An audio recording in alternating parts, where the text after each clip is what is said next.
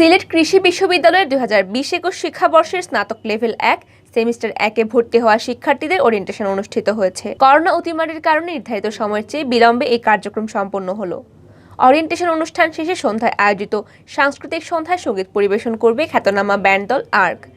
বিধিনিষেধ কাটিয়ে দীর্ঘদিন পর উৎসবমুখর আয়োজনে উজ্জীবিত হলো সিলেট কৃষি বিশ্ববিদ্যালয় ক্যাম্পাস।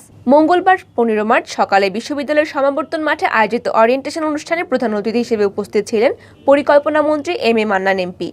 প্রধান অতিথির বক্তব্যে তিনি বলেন, খাদ্যে ইতোমধ্যে আমরা স্বয়ংসম্পূর্ণতা অর্জন করেছি, যার অবদান কৃষি বিজ্ঞানী ও কৃষক ভাইদের। বাংলাদেশের মৌলিক ক্ষেত্রে গবেষণার আরও প্রয়োজন রয়েছে। এজন্য তিনি নবীন শিক্ষার্থীদের জ্ঞান বিজ্ঞান ও গবেষণায় অধিকতর মনোযোগী হওয়ার আহ্বান জানান।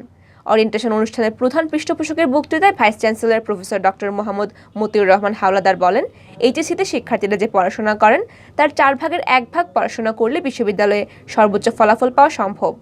পাবলিক বিশ্ববিদ্যালয়ের শিক্ষার্থীরা প্রায় বিনামূল্যে পড়াশোনা করেন। শিক্ষার্থীরা পড়াশোনা ও জ্ঞান চর্চায় নিবেদিত হলে দেশের সমৃদ্ধি কেউ আটকাতে পারবে না।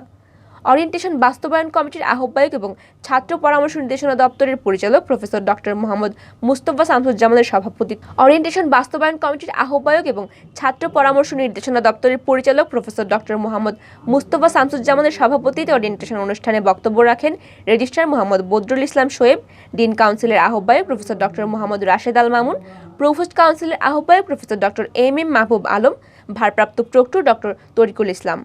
অনুষ্ঠানটি সঞ্চালনা করেন সহকারী প্রফেসর পার্থপ্রতিম বর্মন এবং লেকচারার সুমাইয়া রশিদ। এর আগে সকাল 9:30 থেকে নবীন শিক্ষার্থীদের রেজিস্ট্রেশন প্রক্রিয়া শুরু হয়।